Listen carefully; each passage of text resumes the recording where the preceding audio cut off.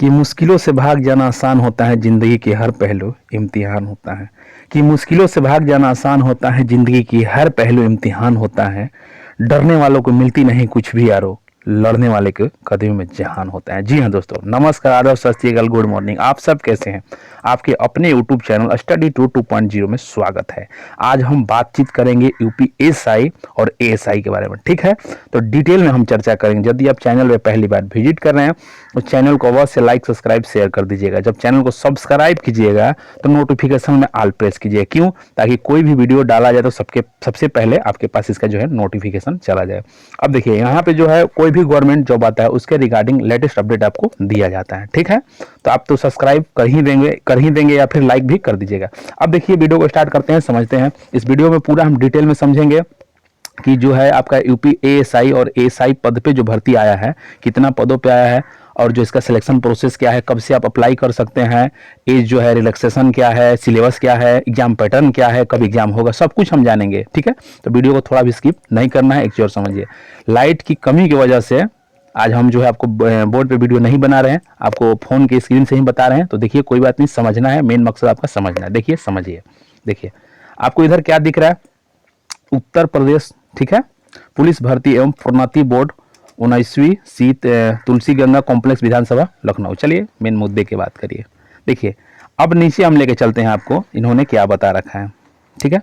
अब इनका जो है, यदि आपको ये नोटिफिकेशन चाहिए तो देखिए आपको कहाँ मिलेगा। इनका जो ऑफिशियल वेबसाइट है, देखिए ये है, आप इस पे जाकर सर्च कीजिएगा तो ये जो है ऊपर में आपको नोटिफिकेशन जो है रेलिंग कर रहा होगा, यानी चल रहा होगा, ठीक है? तो आपको प्रदर्शित वहां से हो जाएगा, ठीक है? अब देखिए, इसमें कौन कौन से पोस्ट पे भर्ती है। तो उत्तर प्रदेश पुलिस उप निरीक्षक, उप निरीक्षक का मतलब क्या होता है? एसआई, ठीक है? ये जो है आपका भर्ती एसआई। अब आगे बढ़ते हैं। दूसरा क्या है? पुलिस सहायक उप निरीक्षक लिपिक, ये जो है कौन सा है भाई? तो एएसआई, ठीक है? Assistant sub inspector. और तीसरा पुलिस सहायक निरीक्षक लेखा, ये भी जो है एएसआई, यानी कि असिस्टेंट सब इंस्पेक्टर। यहाँ तक क्लियर है? यानी कि जो हम जानेंगे उत्तर प्रदेश एसआई और एएसआई में, तो 3 प्रकार का पद है। पहला पद कौन सा है? तो पुलिस उप निरीक्षक गोपनीय, इसको इंग्लिश में कॉन्फिडेंशियल भी कहा जाता है, ठीक है? दूसरा जो है पुलिस सहायक उप निरीक्षक, यानी कि एएसआई असिस्टेंट, ठीक है, के सब इंस्पेक्टर होता है, ठीक है? एंड पुलिस सहायक उप निरीक्षक, इसको क्या कहेंगे भाई? तो ये भी वही चीज होता है, एएसआई के अंतर्गत ही आएगा। चलिए आगे बढ़ते हैं।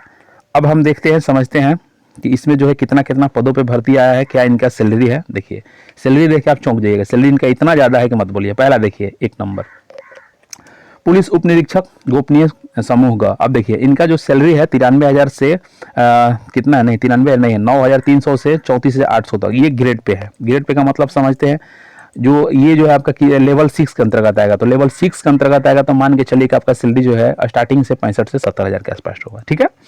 तो ये जो है आपका एसआई के लिए नहीं बल्कि एसआई के लिए था। अब इसमें जो है टोटल पदों की संख्या कितना है? तो 268। क्लियर है? चलिए, अलग अलग हम कैटेगरी वाइज भी देखेंगे, समझेंगे आगे धीरे धीरे। चलिए, वीडियो को स्किप थोड़ा भी मत कीजिएगा। अब दूसरा जो है पुलिस सहायक उप निरीक्षक, ठीक है, यानी कि एएसआई। कंफ्यूज इसमें मत रहिएगा, कौन सा एसआई है कौन सा एएसआई, इसमें कंफ्यूज मत रहिएगा। देखिए, इसको हम लिख देते हैं। ये जो है आपका कौन सा पोस्ट है भाई? तो ये जो है आपका पहला जो है एसआई, दूसरा और तीसरा क्या है? तो एएसआई, ठीक है? इसमें आपको कंफ्यूज नहीं रहना है। चलिए आगे बढ़ते हैं। अब देखिए, पहला जो है पुलिस उप निरीक्षक, यानी कि एसआई में टोटल पदों की संख्या 268। दूसरा जो है पुलिस सहायक उप निरीक्षक, इसमें जो है लिपिक क्लर्क के, इसमें टोटल पदों की संख्या 400 कितना है? 449। और तीसरा जो पुलिस सहायक उप निरीक्षक, ठीक है, लेखा, इसमें पदों की संख्या कितना है? 204। सबको ऐड कीजिएगा तो 904। यानी कहने का मतलब है कि जो आपका यूपीएसआई और एएसआई का भर्ती है, टोटल कितना पदों पे निकल के आया है? तो 921 पदों पे। आप थंबनेल में भी देखिएगा, हमने आपको क्या बताया? Total post 921। चलिए आगे बढ़ते हैं, समझते हैं। देखिए, अब जो है आगे आपका क्या है? पहला क्या है? पुलिस उप निरीक्षक गोपनीय कॉन्फिडेंशियल, यानी एसआई। एसआई के बारे में हम बात कर रहे हैं, ठीक है?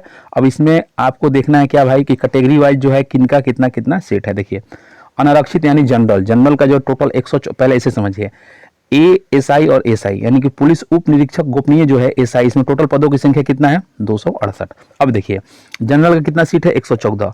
आर्थिक रूप से कमजोर, यानी कहने का मतलब है ईडब्ल्यूसी, इनका सीट कितना है? 25, यानी 25।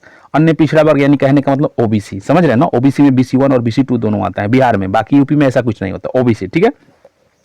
तो ओबीसी जो है इसमें कितना है भाई, टोटल पदों की संख्या 71, अनुसूचित जाति यानी एससी इसमें टोटल पदों की संख्या कितना 54, और अनुसूचित जनजाति यानी एसटी टोटल पदों की संख्या कितना है 4। अब फीमेल लोग कमेंट करेंगे कि पूछेंगे कि सर हम लोग का सीट नहीं बताया, तो इसमें मेल फीमेल दोनों के लिए है। क्लियर है, चलिए आगे बढ़ते हैं। आगे जो है आपका देखिए, पुलिस सहायक उप निरीक्षक लिपिक क्लर्क यानी एएसआई, ये जो है कौन सा पोस्ट है भाई, एएसआई। अच्छा है अपने आप में, दोनों जबरदस्त है, एसआई हो या फिर एएसआई, ठीक है। अब देखिए इसमें टोटल संख्या पदों की संख्या कितना है 449, अनारक्षित जो है 186, आर्थिक रूप से कमजोर यानी ईडब्ल्यूएस 43, अन्य पिछड़ा वर्ग 120, अनुसूचित जाति 93, अनुसूचित जनजाति 7। क्लियर है, चलिए अब नीचे चलते हैं। ये जो है ग, ये भी जो है आपका एएसआई, एएसआई, ठीक है। इसमें जो टोटल 204, अनारक्षित general 88, EWS 19, OBC 53, SC 42, ST 2। Clear है, चलिए अब सबका हम सीट देख लें, कैटेगरी वाइज भी सीट समझ लिए, आगे बढ़ते हैं, समझते हैं। अब मेन मुद्दा आ रहा है भाई कि आखिर इसको अप्लाई कब से किया जाएगा। तो देखिए अप्लाई का टाइम इन्होंने बता रखा है, 7 जनवरी से जो है एप्लीकेशन फॉर्म जो है स्टार्ट हो जाएगा, यानी कि फॉर्म जो है भरना स्टार्ट होगा 7 जनवरी से। एंड कब होगा, तो 28 जनवरी 2024 तक। तो देखिए आपको 7 और 28, तो आपको लास्ट का वेट नहीं करना है, आपको किसी तरह 15 से पहले ऑनलाइन कर देना है, ठीक है। लास्ट में क्या होता है कि जो सर्वर होता है 15 नहीं भी करें तो 20 तक कर दीजिएगा, क्यों, लास्ट में जो सर्वर होता है बहुत स्लो चलने लगता है। इसके वजह से क्या होता है कि आप काबिल होते हुए फॉर्म को नहीं भर पाते हैं, और जब आप फॉर्म को नहीं भरिएगा तो क्या कंपटीशन में बैठिएगा। तो इसलिए ऐसा गलती मत कीजिएगा, बहुत सारे लड़कों को हम देखते हैं, ठीक है।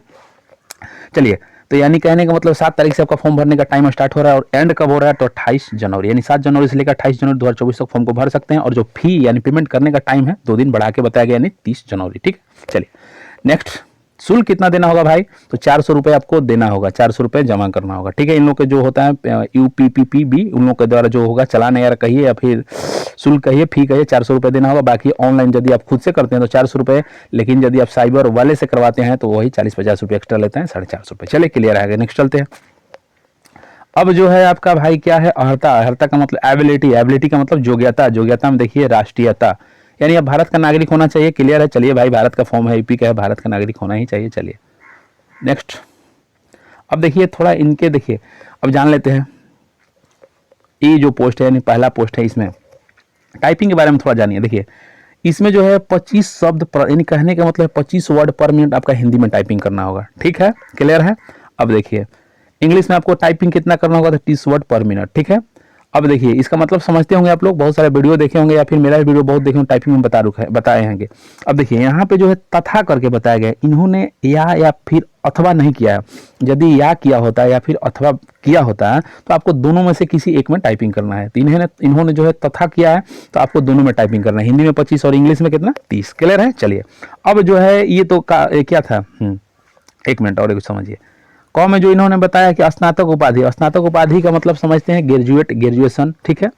अब देखिए इन्होंने ये नहीं बताया है कि बीए चाहिए कि बीएससी चाहिए कि बीकॉम चाहिए, यानी कहने का मतलब है आपने किसी भी राज्य से किसी भी यूनिवर्सिटी से मात्र मास्टर डिग्री किया हुआ है, मास्टर डिग्री नहीं बल्कि डिग्री किया हुआ है, यानी ग्रेजुएट किया हुआ है, तो आप फॉर्म को भर सकते हैं। क्लियर है। अब दूसरा में जो है टाइपिंग के बारे में बता दिए। अब तीसरा देखिए, तीसरा जो है यानी ग जो है ये थोड़ा पेचीदा है, समझ रहे हैं ना। अब देखिए इसमें क्या बताया, 80 शब्द प्रति मिनट, यानी कि ये जो है आपका 100 क्या बोलते हैं स्टेनो मांग रहा है। आंसू लिपि श्रुति लेख का मतलब होता है स्टेनो, यानी कि 80 शब्द यानी 80 वर्ड पर मिनट टाइपिंग करना हो, किसमें भाई, हिंदी में। क्लियर है।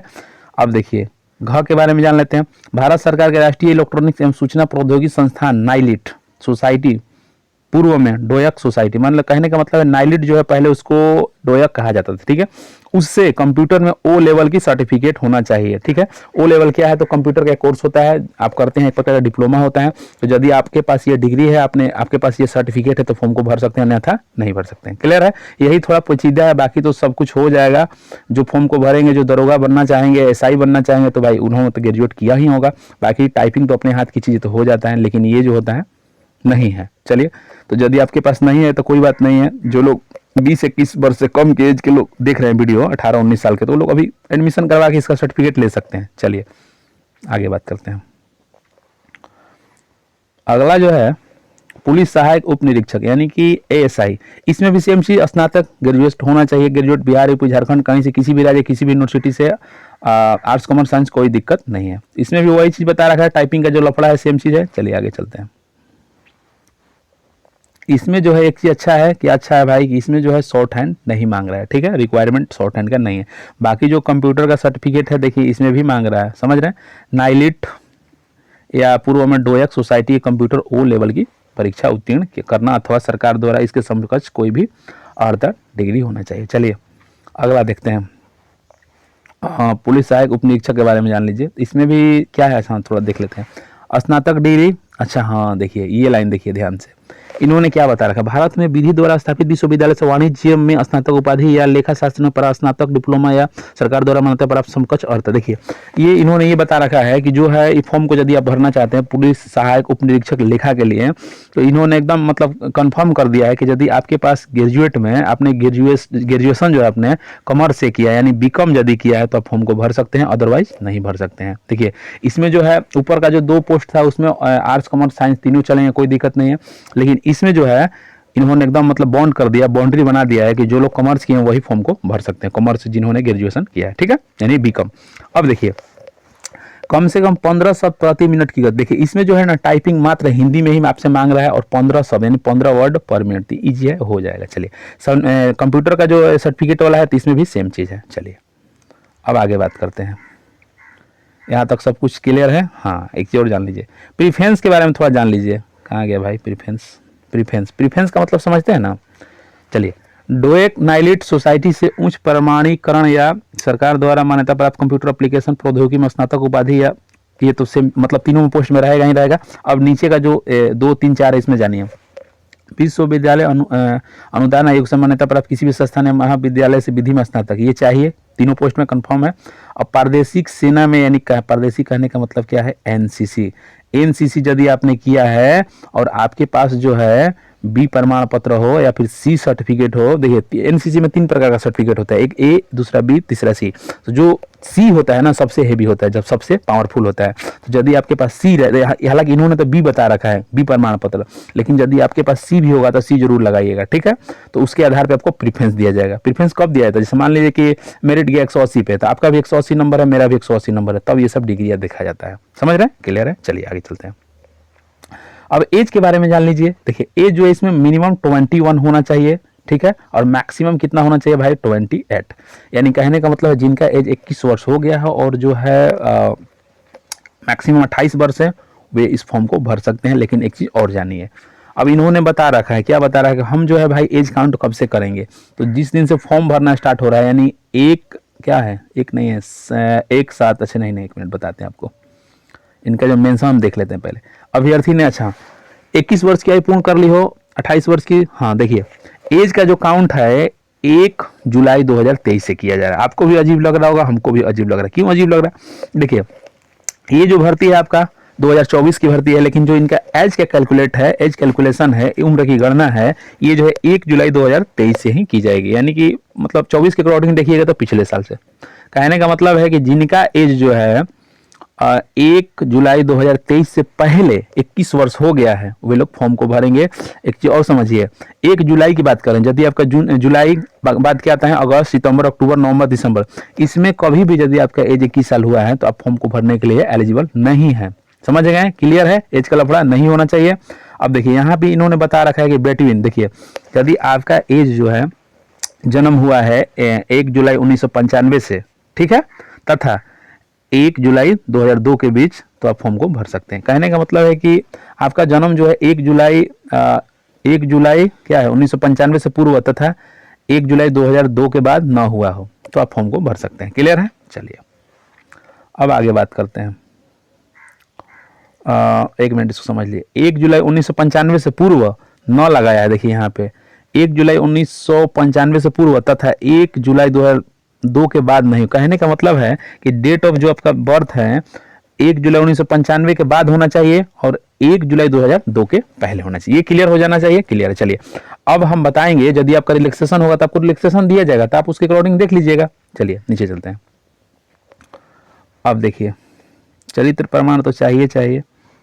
हाँ देखिए वैवाहिक स्थिति में इन्होंने क्या बता रखा है, देखिए नियुक्ति के लिए ऐसा पुरुष अभ्यर्थी, ठीक है, कहाँ गया, पात्र न होगा जिसकी 1 से अधिक पत्नियां जीवित हो। अच्छा, मतलब 2-3 को शादी नहीं करना है, ये मत सोचिए 2-3 को शादी करके मजे कर रहे हैं, ऐसा कुछ नहीं है इसमें, बढ़िया नियम है, ठीक है। ऐसी महिला अभ्यर्थी न पात्र होगी जिन्होंने पुरुष से विवाह किया हो और एक से अधिक मतलब एक से अधिक पुरुष से विवाह नहीं होना चाहिए, ठीक है। और यदि हुआ है तो आपको कारण स्पष्ट करना होगा, ठीक है। जैसे मान लीजिए किसी कारणवश किसी का वाइफ जो डेथ कर जाती है या फिर हस्बैंड डेथ करते हो तो कुछ कारण हुआ ना, ये नहीं हुआ कि 4 गो शादी की हो तो आप फॉर्म को नहीं भर सकते हैं। चलिए नीचे देखिए, बढ़िया चीज़ है। अगला जो है भाई क्या है, हाँ सिलेबस के बारे में जान लीजिए। देखिए सिलेबस में क्या है, सिलेबस जो है आपका 400 अंकों की ऑनलाइन पेपर होगी, ठीक है। अब देखिए इसमें क्या है, 200 प्रश्न होंगे 400 अंकों की, यानी एक क्वेश्चन जो है दो कितना का होगा भाई, अच्छा 200 प्रश्न होंगे तथा समयावधि 2 घंटा 2.5 घंटे की होगी, ठीक है। अब देखिए कहने का मतलब ये है कि आपका जो है 200 क्वेश्चन रहेगा और 400 अंक, यानी कि जो है एक क्वेश्चन 2 नंबर का। अब हम डिटेल में समझा देते हैं किस किस सब्जेक्ट से कितना क्वेश्चन रहेगा। देखिए सामान्य हिंदी और कंप्यूटर ज्ञान, यानी कहने का मतलब हिंदी और कंप्यूटर से टोटल कितना क्वेश्चन रहेगा, 50 क्वेश्चन। अब उसको 2 से मल्टीप्लाई कीजिएगा तो कितना होगा, 100 अंक। क्लियर है। चलिए सामान्य जानकारी और सामयिकी विषय, सामान्य जानकारी मतलब जीके जीएस और कुछ यूपी के रिगार्डिंग क्वेश्चन रहेगा, समझ रहे हैं, यूपी से रिलेटेड क्वेश्चन रहेगा। चूंकि यूपी में आप जा रहे हैं तो वहां का तो आपको आना चाहिए जीके जीएस। यहाँ से कितना क्वेश्चन, 50 क्वेश्चन, 2 से मल्टीप्लाई 100 नंबर, ठीक है। मानसिक संख्यात्मक एवं मानसिक योग्यता यानी कि मैथ रहेगा, ठीक है। मैथ में आप टेंशन मत लीजिएगा कि एडवांस भी रहेगा, एडवांस रहेगा नाम के लिए, मतलब नॉर्मल एडवांस रहता है। अर्थमेटिक का इसमें अच्छा खासा योगदान होता है, ठीक है। तो आपका मैथ रहेगा। मानसिक योग्यता का मतलब कुछ नहीं, एक प्रकार का रीजनिंग। इसमें कितना क्वेश्चन मिला के मतलब दोनों को मिला के 50 क्वेश्चन और 50 दूना 100। क्लियर है। मानसिक अभी ये तो पूरा पूरा रीजनिंग है, ठीक है। तो रीजनिंग से कितना 50 क्वेश्चन, कितने नंबर का 100, इस सबको ऐड कीजिएगा तो कितना होगा, देखिए यहाँ पे बताया गया 400 अंक और 200 प्रश्न। क्लियर है। चलिए नहीं चलते। अब यहाँ पे इन्होंने बता रखा 35%, 40%, इसके चक्कर में मत रहिए, ये सब ऐसे लिखा रहता है। चलिए ये मत सोचिएगा 35% आ जाएगा तो मेरा रिजल्ट हो जाएगा, ऐसा कुछ नहीं है। नीचे चलते हैं। अब जो है डॉक्यूमेंट वेरिफिकेशन के बारे में हो ही गया। ऊंचाई के बारे में, हाँ ऊंचाई के बारे में जान लीजिए थोड़ा सा।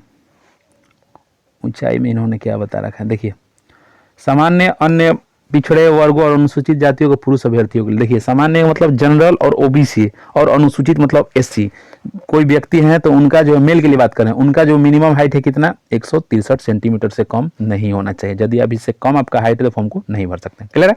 अब अनुसूचित जनजाति, अनुसूचित जनजाति मतलब एसटी, एसटी का न्यूनतम कितना, 156 सेंटीमीटर हाइट होना चाहिए। क्लियर है। चलिए नहीं चलते हैं।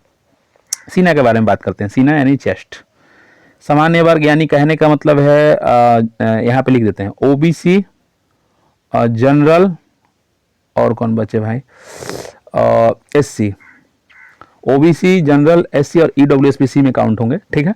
जातियों के अभ्यर्थी के लिए न्यूनतम जो सीने का माप है 77 सेंटीमीटर बिना फुलाए, यानी फुला के 5 सेंटीमीटर आप ऐड कर लीजिएगा, 82 होगा, ठीक है। अब आगे जानते हैं अनुसूचित जनजाति यानी एसटी के लिए बिना फुलाए 75 और फुला के 5 सेंटीमीटर यानी 80। क्लियर है। चलिए अब इसमें कोई छूट नहीं दी जाएगी। हाइट के बारे में बात करते हैं। फीमेल, देखिए यहाँ महिला, सामान्य, अन्य वर्ग, पिछड़े तथा अनुसूचित जातियों की महिलाओं के लिए यानी कि ओबीसी, ईडब्ल्यूएस, एससी और कौन बचे, जनरल का हाइट जो होना चाहिए फीमेल का 150 सेंटीमीटर। अनुसूचित जनजाति की महिला यानी एसटी का कितना होना चाहिए, 145 सेंटीमीटर। क्लियर है। चलिए वजन तो 40 केजी हर में रहता है, कोई भी आता है तो फीमेल के लिए कोई भी वैकेंसी आता है तो उसमें 40 केजी वेट होना चाहिए फीमेल का। चलिए आगे बात करते हैं। टंकन के बारे में बता दिया गया है। अंतिम जो होगा मेरिट आपका जो है किस पे बनेगा, तो आपका जो पेपर होगा रिटन पे आपका मेरिट है, ठीक है। एक से अधिक पाली में यदि आपका एग्जाम होता है तो आपका नॉर्मलाइजेशन का सिस्टम रहेगा, ठीक है। चलिए देखिए यहाँ पे बता रखा है। चलिए और कुछ देख लेते हैं। चिकित्सा परीक्षा, चिकित्सा का मतलब मेडिकल होता है, वही सब हाथ पैर नाक कान सब ठीक ठाक होना चाहिए। छूट के बारे में थोड़ा जान लीजिए, एज छूट के बारे में, हालांकि हम तो जानते हैं लेकिन आपको नोटिफिकेशन दिखा के समझा देते हैं। चलिए देखिए एक में अनुसूचित जाति, अनुसूचित जाति का मतलब क्या होता है भाई, तो एससी। देखिए एससी को कितने परसेंट की छूट दी जाती है, बहुत सारे लोग नहीं जानते, जान लीजिए 21%। हमारे संविधान में कितना बताया गया, 21%। अब ये तो सब उसका पोस्ट वगैरह जो भी है इसमें जान लीजिए, ठीक है। अब देखिए अधिकतम आयु सीमा में कितनी छूट, 5 वर्ष की, ठीक है। हालांकि बिहार में रहता है तो बिहार में भी 5 साल की छूट मिलता है। चलिए ठीक है। जाति प्रमाण पत्र, इनको छूट के लिए क्या देना होगा, जाति प्रमाण पत्र, ठीक है। क्लियर है। अब देखिए जाति प्रमाण पत्र आप कहाँ से बनवाइएगा, देखिए नीचे से देखिए क्या क्या दिया, जिला अधिकारी यानी डीएम, ठीक है। जिला अधिकारी, सिटी मजिस्ट्रेट, परगना मजिस्ट्रेट, तहसीलदार, यानी कि मतलब कहने का मतलब है आप ब्लॉक का दे दीजिए, अंचल का दे दीजिए, या फिर अनुमंडल का दे दीजिए, या फिर जिला का दे दीजिए, कोई दिक्कत नहीं है। यदि आपके पास ब्लॉक का भी है यानी अंचल का भी तो कोई दिक्कत नहीं है, ठीक है। चलिए नीचे चलते हैं। अब जो है 2 नंबर में जो है आपका क्या है भाई, तो अनुसूचित जनजाति, यानी कि ये जो है एसटी के लिए है, एसटी, इन लोगों को 2% की छूट दी जाती है। हमारे संविधान में कितना बताएगा, 2%। इनको भी एज में छूट जो दी जा रही है कितना, 5 वर्ष की, यानी कि जो एज है कितना, 21 से 28 है तो 5 आप ऐड कर सकते हैं कितने, यानी कि 21 से 33 वर्ष तक फॉर्म को भर सकते हैं। इनको भी जाति प्रमाण पत्र प्रारूप 1 देना होगा। अब आपको आप सोचिएगा प्रारूप 1 कहाँ से आएगा, तो नोटिफिकेशन में लास्ट में सब कुछ दिया है, आप जाकर वहाँ से डाउनलोड करके बनवा लीजिएगा, ठीक है। चलिए, ये जो ब्लॉक में नॉर्मल होता है ये मत देखिएगा, जो प्रारूप 1 यदि मिल जाएगा तो ठीक है, नहीं तो नोटिफिकेशन में नीचे दिया गया है उसको डाउनलोड करके बनवा लीजिएगा। ये भी सेम चीज़ है ऊपर वाला। चलिए नीचे चलते हैं, ओबीसी के बारे में बात करते हैं, ठीक है। ओबीसी को 27% की छूट दी जाती है, इसमें भी मतलब 5 वर्ष की छूट है। जाति प्रमाण पत्र प्रारूप 2, आप सबसे बढ़िया ओबीसी सर्टिफिकेट बनता है उसको बनवा लीजिएगा, क्लियर है, ये भी सेम चीज़ है। चलिए अब देखते हैं नीचे, आर्थिक यानी ईडब्ल्यूएस को 10% की छूट दी गई। आपको पता है कि 2019 में एक संविधान के में मतलब एक अनुसूची बनाया गया या फिर अनुच्छेद जोड़ा गया जिसमें ये बताया गया कि जो भी मतलब ईडब्ल्यूएस यानी कि जो भी स्वर्ण वर्ग है उनको 10% की छूट दी जाएगी, और इनको उम्र में इस भर्ती में कोई छूट नहीं दी जा रही है, लेकिन आपको देना होगा ईडब्ल्यूएस प्रमाण पत्र प्रारूप 4। अब आप ये सोचिएगा कि जब हमको उम्र में कोई छूट नहीं दी जा रही है तो फिर हम ईडब्ल्यूएस सर्टिफिकेट क्यों देते, हम बताते हैं क्यों देना है। आपको इसलिए देना है कि जब मेरिट बनेगा तो आपका कट ऑफ जो है कम जाएगा, तो किस आधार पर देखा जाएगा, ईडब्ल्यूएस सर्टिफिकेट के आधार पे, या फिर रिटेन का रिजल्ट आएगा, इसलिए आपको भी देना होगा, बनवा लीजिएगा अभी से। चलिए अभी टाइम है, आगे चलते हैं।